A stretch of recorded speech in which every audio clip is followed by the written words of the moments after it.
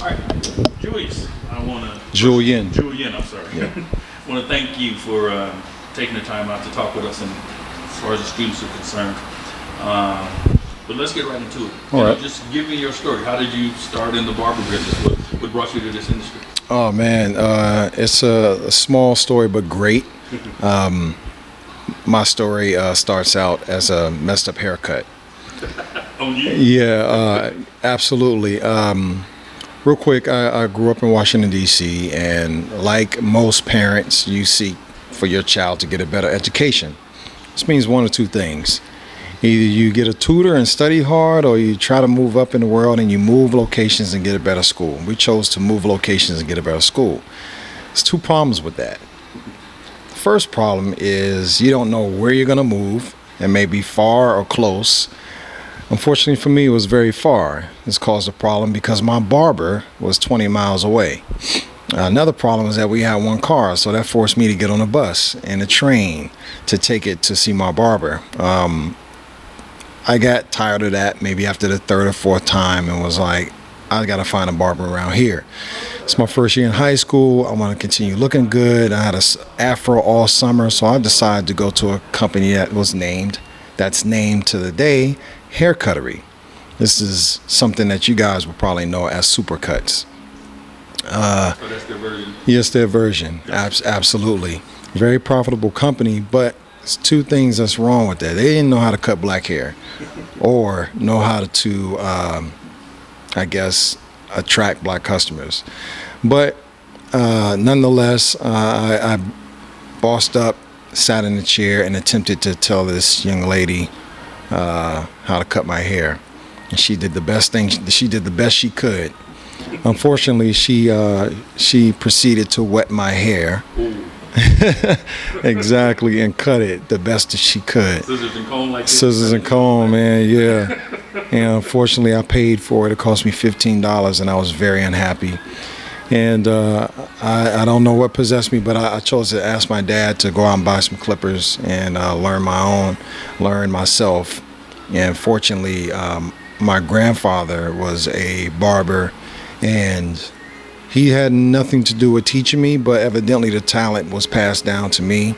And after a year, I was cutting my hair and my own, and developed quite a talent. How old were you when? I was 15. 15. Yeah, I started out in the 9th grade, and by the time I was 16, I was very proficient in barbering. And so you kept cutting your boys and moving forward? Yeah, absolutely. I think they noticed before I even took, the opportunity to ask them if they wanted. They noticed my hair, and they was like, hey, can you cut mine? I was like, man, I don't know, but I'll try. Yeah. Right. It's like, well, I'll let you practice on me. Gotcha. You cut it for free. I was like, perfect. Gotcha. And that was a springboard I needed, was the trust. Okay. So how long did it take, or when did you get your license? Let's see, a year or two after I graduated, which was in 1992. Okay. For those of you guys who can do the math, I'm 41, going to 42 years old now. So I've been in this industry approximately over 20 years professionally. Yeah, so. And it started back in Maryland. Okay. I later went to Ohio State School of Barbering and Cosmetology, which is called the Hair Experts, in Reynoldsburg, Ohio. Giving them a shout out because they're definitely a big part of my legacy. And I moved back to Maryland. I didn't want to stay there in Ohio. I wanted to come back to Maryland and continue my professional career. How long have you been out here in California? 16 years. Yeah. Is there a big difference in the barber industry in Maryland as opposed to the barber industry in California? Now it's caught up because of the influx of barbers migrating to California. Mm-hmm. For the celebrityism of it. Right.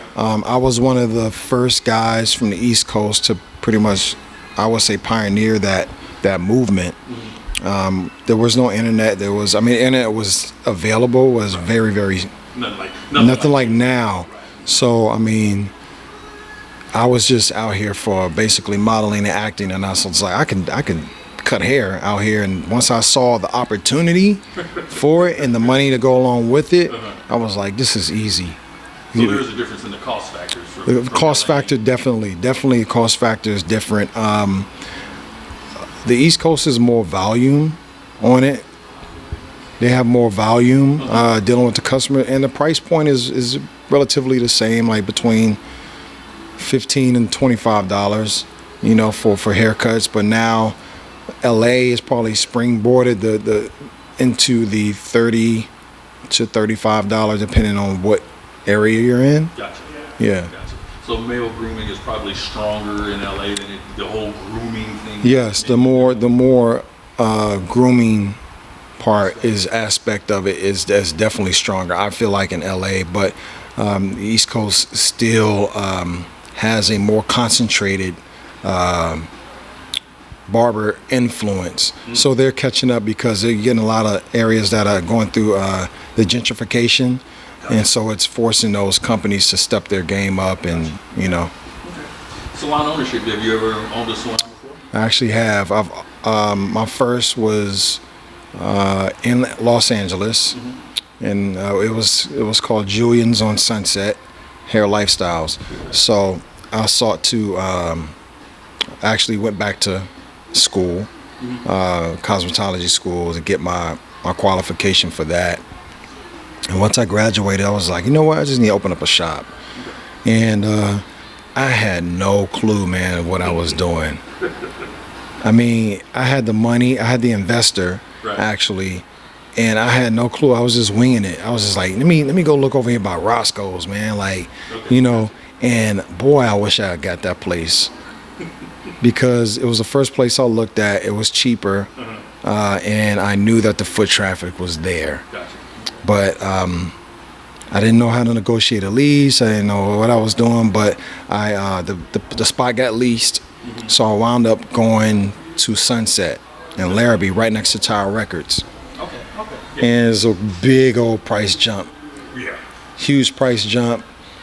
I had different mix of people, but I had an 8-chair. I opened up. I had an 8-chair salon, unisex area. It was very, very ahead of its time, man. I had a great developer guy who built the place and followed it to the T. Lofty style, you know. I had the support of the hotels. All my celebrities came by, but one of the biggest issues I had was marketing dollars.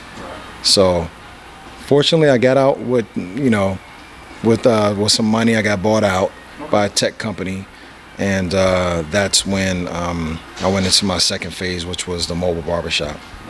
So let's go back a little bit. You're here, you've been here for 12 years. What was the gap?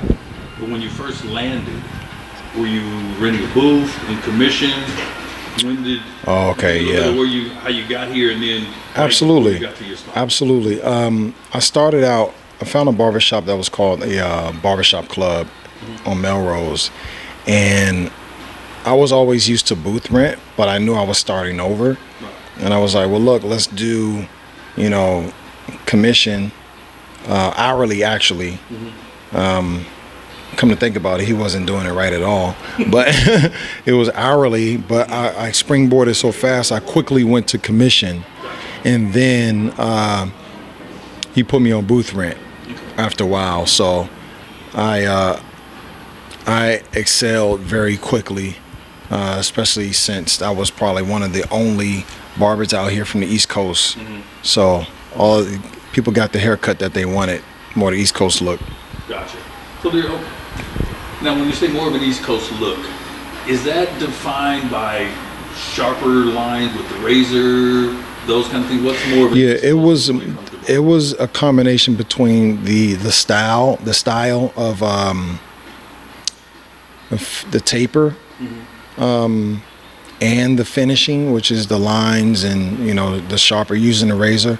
A lot of guys weren't using the razor, man, out here. No. They just weren't, you know.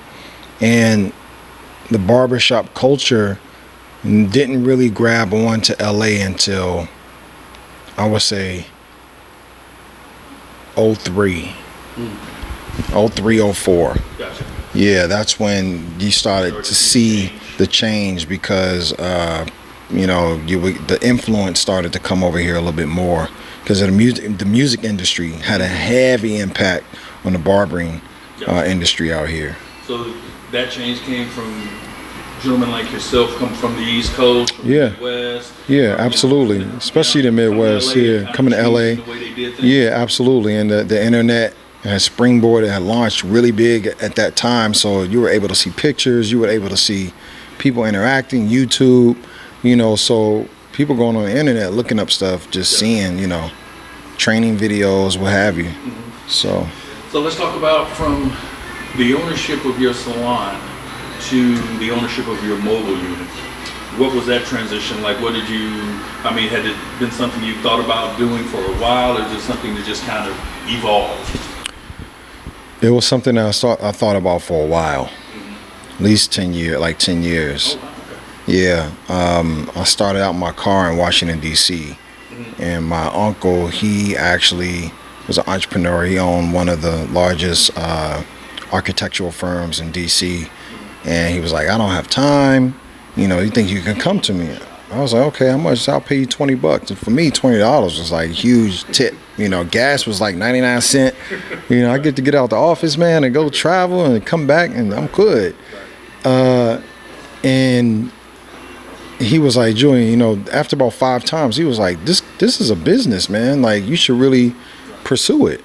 So I was like, all right. So I tested it out. I said, hey, you know what? I had some car salesmen. I was like, I remember writing it down. I said, who doesn't have time? And I was like, doctors. I was like, they're in the office and hair stuff. So I was like, car salesmen. And I was like, they can't leave the lot because if they miss a client, that's a car sales. So I was like, okay, I got one client. It's a car salesman. I pitched the idea to him. He was like, awesome. Let's test it out. I said, perfect. Give me like 4 or 5 people. Make it worth my while. So set it up. I went there, cut their hair. These guys was like, man, can I pay you next week? Can I pay you? I was like, I got half my money. Right.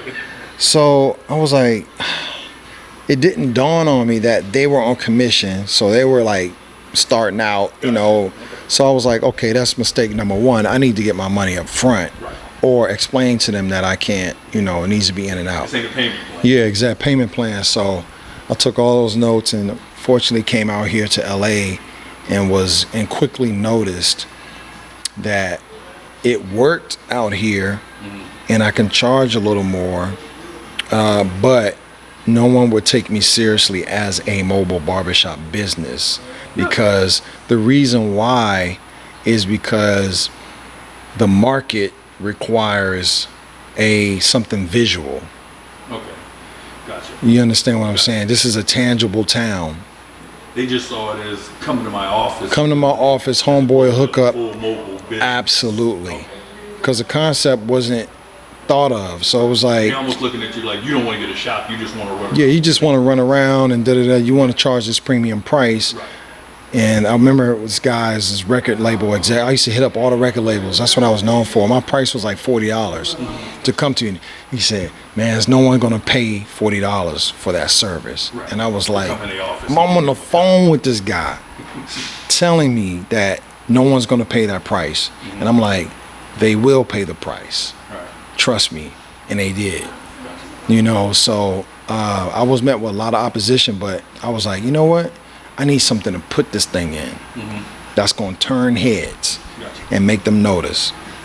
And once I did, it was a wrap. If you ever are an entrepreneur out there and once you find that thing that makes your business, that's going to solidify it, it's the best feeling in the world, man. Yeah.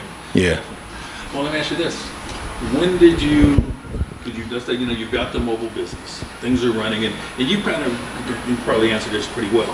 When did you have to make the distinction between you, the business person, and you, the barber? When I started looking for capital. Okay. That was the hardest thing that I had to face. because I spent a lot of time at the kitchen table on the internet researching and trying to build my brand and being like, should I finance it myself? I can't. I work by my hands, time versus money, family, this, that. It just wasn't adding up. Yeah. And I was just like, I need to get an investor. And I actually did get an investor for the first mobile barbershop, but I needed more because it only secured the mobile barbershop. It didn't secure like operation costs and didn't secure any of that. So he just went in on the actual car because he could see that. Right. He went in on a deal because I pitched it to him as a marketing vehicle for because I was a partner in a marketing company. Okay. So I knew that was my mistake. Make a brand of right. That was my mistake from what I was talking about from my salon. I was like, I lacked marketing dollars. So I was barbering, but I part-time. I went in and worked with this guy because he had a marketing company. So I sought out to get that under my belt. So I was like, marketing will not be the downfall of my company ever again, you know.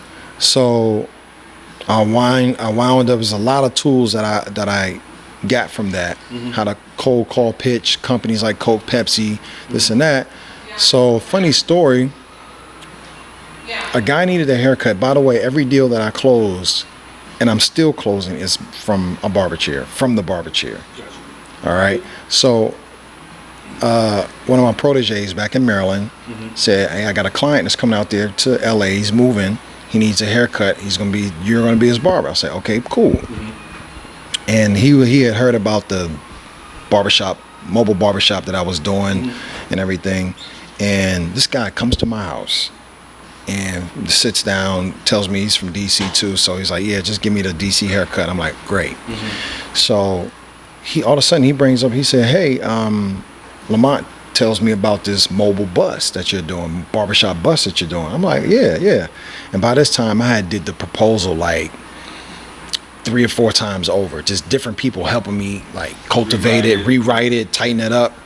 And I was like, I remember reading something that's like, as if you're prepared, he said, if you're ready, you never have to get ready. You stay ready, you never have to get ready. So I knew if I had that proposal, the time would present itself. Somebody would ask me.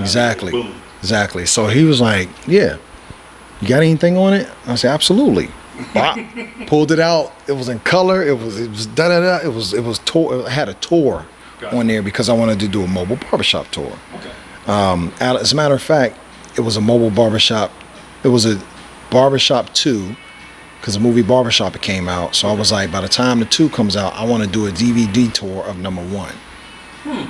So I wrote it out. I gave it to Queen Latifah in her hand because I used to cut her dad's hair. Okay. She put it in her trunk. I'll take a look at it. Never heard from her. Anyway, he looked at it and he was like, hey man, this is dope. I mean, I had the pictures, I had the diagram, the barbershop inside, the arrows pointing to it, POS system, I had it, everything. Okay. This guy says, I like this, man. This is real cool. And I'm like, hold up, man, what do you do? He said, I'm in marketing. I'll say, what? Oh, me too. Right. He said, okay. I'll say, who you work for? He says, Boost Mobile. Okay. So I was like, the cell phone? He was like, yeah. By this time, Boost Mobile was like on top of the cell phone chain. And he's like, do you mind if I take this to the office? I'm like, yeah. Not at all. Absolutely. So I went back to my partner the next day. I was like, look, got a client, works for Boost Mobile. He took it to his office. I think there might be something here. He was like, yeah, right. You know what I'm saying? So he says, have him send me an email. Have him send you an email, CC me on it. So by that time, Glenn was like, called me and said, dude, they like the mobile barbershop. They want to do it. I said, huh? He said, yeah, they want to do the mobile barbershop tour. I'm like, but it's a barbershop, movie tour that I did. He said, no, we want to do it because we got And One. We sponsor And One, the basketball tournament. So we want to do a tour with you. I'm like, okay, send me an email. Sent it, showed it to my partner. He was like, man, I don't know. Now, Really? the reason why he said he don't know is because I didn't have the mobile barbershop. Oh, okay, got you. Okay, so you got plans together to put everything. Okay, I got you. I sold the dream to Boost Mobile. So I said, listen, they want to do this tour. You're going to invest. You're going to make your money back. Right. And then some. Then we have a marketing vehicle which we can pitch. I pitched him the whole thing. I had it up here for so long. I just need your help to get Right. this bus. So this dude, I said, look, seeing is believing. Let's go down to Irvine and let's go check it out. He was like, okay. We drive down there, check it out. This thing was, I'd never seen it. I've only been in it once. Mm-hmm. The day that I got the idea to put it in the Airstream. Okay. So he sat in it, looked at it. He was like, let's do it. I said, for real? Okay. Spin bucks. Man, this thing was $85,000. Wow. Now, And that's buying it from him. That's not doing that's the buying it from the. That's right. That's not even doing the bill. yeah, but I said the build out. Don't worry about it because it was designed. They had already envisioned what we could do. Right. So we talked to the guy. Can you take this out? Take that out. He's like, yeah, no problem. We'll keep it here for you. Stripped everything out of it. Stripped it out. It was clean. We threw 2 barber chairs in there, and we was on the tour in 2 months. Got a $120,000 check from Boost Mobile to do the tour. And that's money up front. That's money up front, bro. And all you need to do I mean, is we run the invoice over the course of the tour, but still, the check's coming. the check is coming. Right. So my partner, God bless his greedy soul. It fared out, man. It was a blessing, and I'll never trade that experience. It was great. We did a 15-city tour, Boost Mobile. Got some money in my pocket, and I just recently gave the vehicle back to him because I was just like, it's no use to me anymore. I want to Gotcha. increase my vision for building my own. Gotcha. So I have my first own mobile barbershop for retail sale. Gotcha. All right, that's the story. Wow.